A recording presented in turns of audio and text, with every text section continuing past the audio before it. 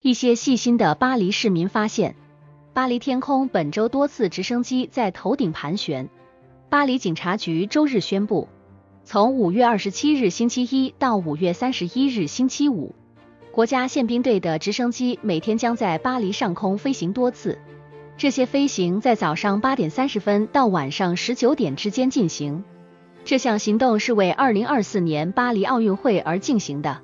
这次行动的目的是在特定时间制作一张参考地图，以便为巴黎2024年奥运会的准备工作做准备。这些飞行是常规的，已经在其他城市进行过，不会对飞越的区域产生影响。警察局解释说。